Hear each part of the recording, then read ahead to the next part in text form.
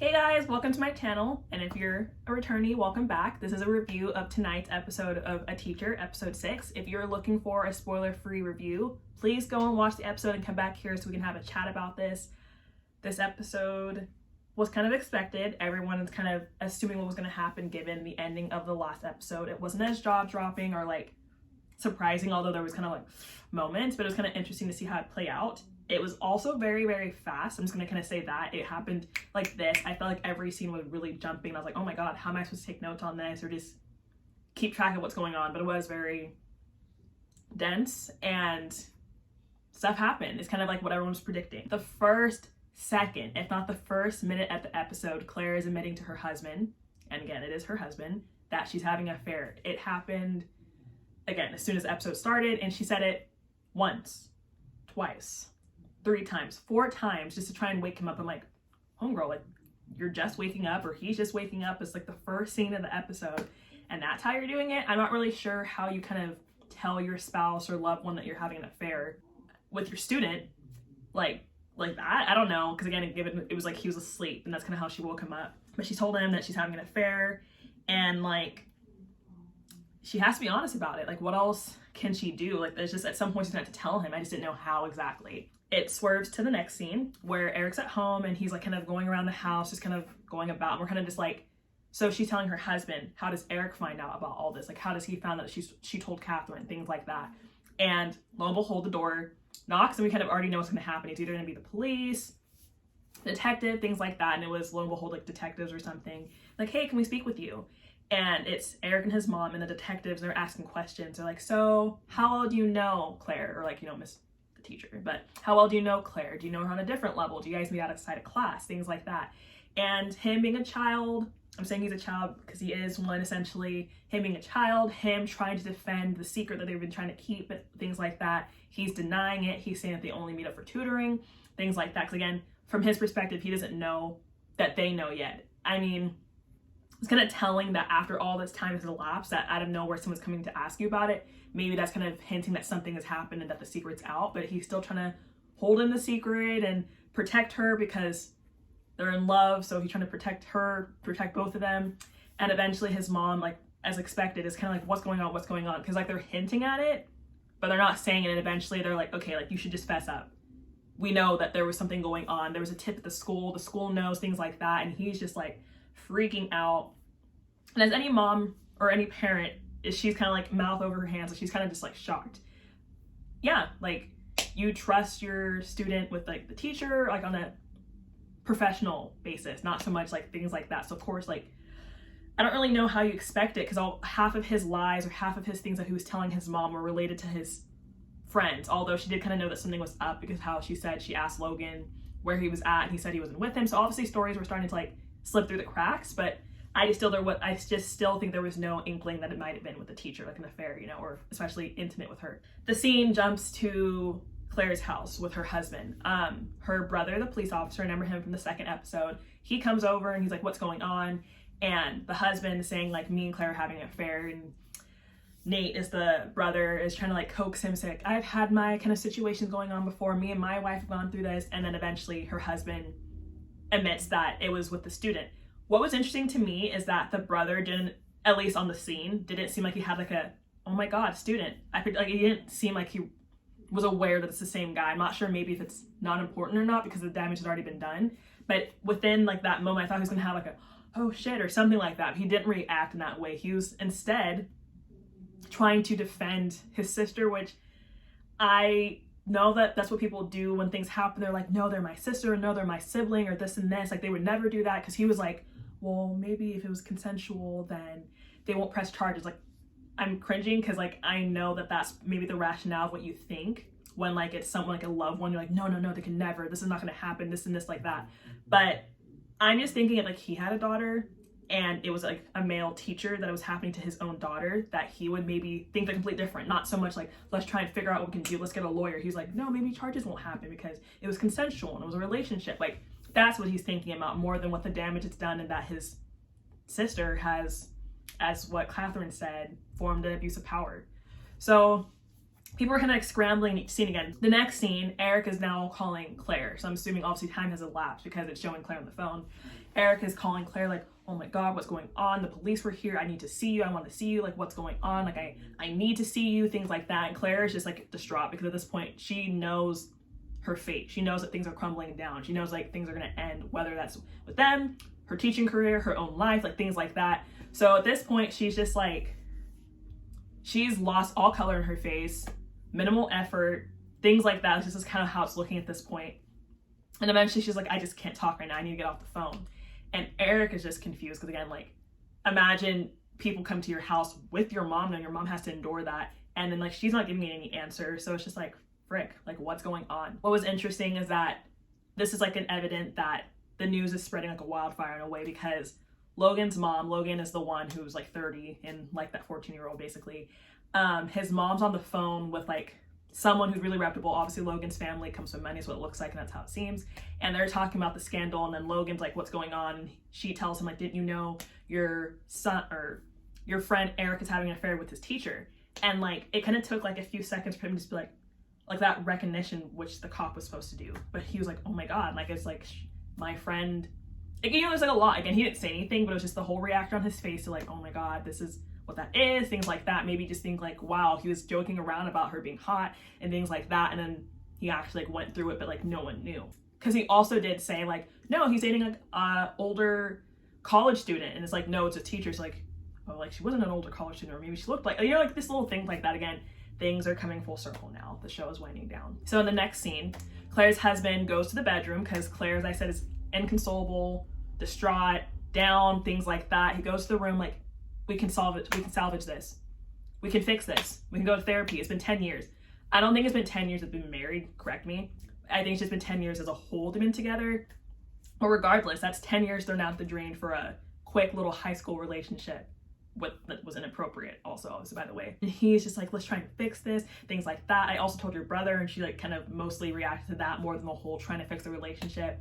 And I know she probably think like, you should hate me. Like, why are you even trying to like fix this? But again, sometimes relationships and marriages, not that I know anything about them, it's like so much time has elapsed, and when you've invested so much time in it, it almost seems better to just try and fix it than just to throw it away. But again, everyone's different about it. The next scene sips to Eric being at Logan's house. At this point, it's Eric, Logan, and Josh.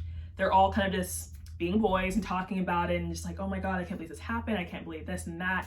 And if anything, Eric is being, I don't want to use the word sweetheart, but he's being like caring in the way that he's like, oh my God, I don't know what's going on with her. I don't know what's going on with her. Because again, he's in love with her, or at least he thinks he is. And Logan, for once, besides the stupid comment as being the smart person, he's like she got issues. She's the adult here. She has things to figure out, like her life and stuff. Like she shouldn't have done that. But what I didn't like Logan said is like, you're going to be a legend. Typical high school boy reaction, response. That's not that was inappropriate at the time. Obviously, homeboy's going through something. Claire's going through something. This is a very serious matter, and he chooses to say you're a legend, which kind of reminds me of Eric telling himself you're going to be the mother man. So like, it just kind of had that kind of tone to me. And then Logan said, she got issues, man.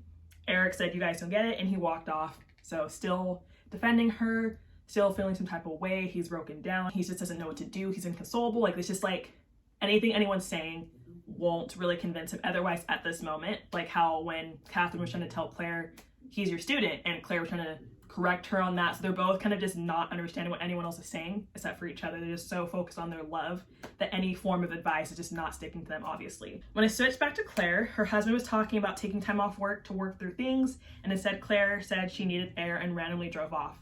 I was like, it kind of happened a little bit slower than that. She went outside, she spun around in circles, was breathing, whatever, and then jumped into the car. I'm like, did you have the keys in your pocket? Did you pick it up? I didn't see that happen.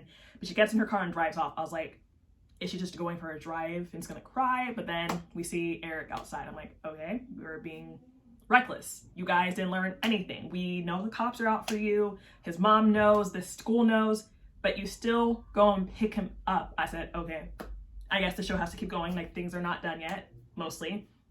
They're driving and Eric's like, what do we do? She still hasn't really told him that she's the one that said it. I don't know if that would make him feel any type of way about her, but like, from what I know, she hasn't told him. And she's like, I don't know what to do. Things are over, blah, blah, blah. And Eric, this is what I wrote down. Eric is the one who pitches for them to run off and drive out of town, ? The boy is saying he can run off and they're good together, ?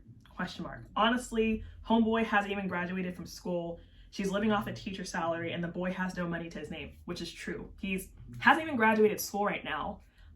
She's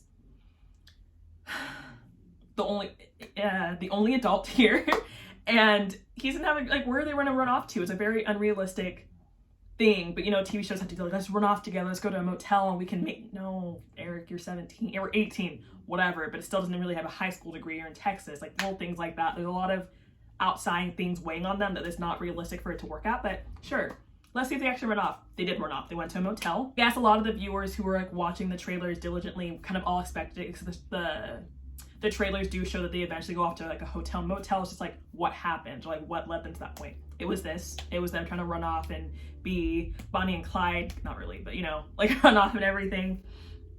They escape to a random hotel like we were expecting to. They got drunk off their asses and Claire told Eric, my entire life gone for you. Eric pulled away so broken, so sad that I don't know what Claire was expecting him to react, because she pulls him back like, no, I'm sorry. I'm like, you are blaming him essentially, or blaming like, you're making him feel bad. Who wants to hear? I know, again, that's pretty much what happened. Her life is gone because of them. Don't put it on him. Don't say because of you. It was gone for us. But again, obviously us is not going to happen. This is something I'm going to point out at the very end of this review. When Eric looks at his phone in the bathroom, it says December 7th. Remember that. He looked at his phone, was looking at his messages, and then the scene kind of cuts. It switches to Claire waking up in bed without him. We're like, is he still in the bathroom? How much time has elapsed? Like, where is he? He's not that really big of a hotel room. So like, what's going on? Claire wakes up and I think she says Eric's name, kind of looks around, puts her clothes on, opens the hotel door. He's gone. I don't like this. I know that he's a child.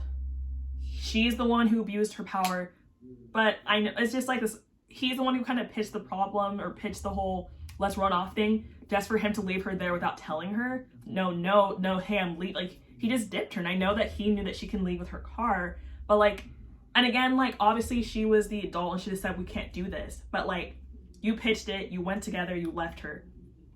I don't like that. Eric left. I'm assuming his friend picked him up. He goes home. His mom hugs him. He cries on the bed and she's like consoling him. So obviously, again, shows that Eric left alone. Claire drives by herself back into town. It shows like the whole, just her driving back. It was very out of town, which kind of just shows that. And she drives to the police station to turn herself in. Yeah, so right before going in, she kind of just tears up a little bit, kind of cries, and walks herself inside. So I wouldn't say that this isn't as big as the last episode, because this is very big. Like, she didn't they did try to escape together, but then in the end, she's like, comes to the realization that, yeah, like, she needs to turn herself in. It's like the next step. I'm not really sure how that all works, but she's in. And like, I don't really know how like trial works with that, or if you stay in there indefinitely, or things like, I don't really know how that works in the real world. I've never really seen a case like this. Like, yes, it's on the news, but I've never followed it. So I'm not really sure like what's the next step. Are they gonna fast forward in the next episode? I'm not really sure how many episodes are in the series, but we're obviously getting towards the end. There's no more lovey-dovey. There's no more happy music. There's no more hip-hop music. Things are somber, things like that. I wanted to rehash what I was talking about with the date, because I don't know if you saw my last review, which I can tag below. When they went off to their little farm thing, I was very confused about the timeline between when they first met, the first hookup, that farm situation, and this.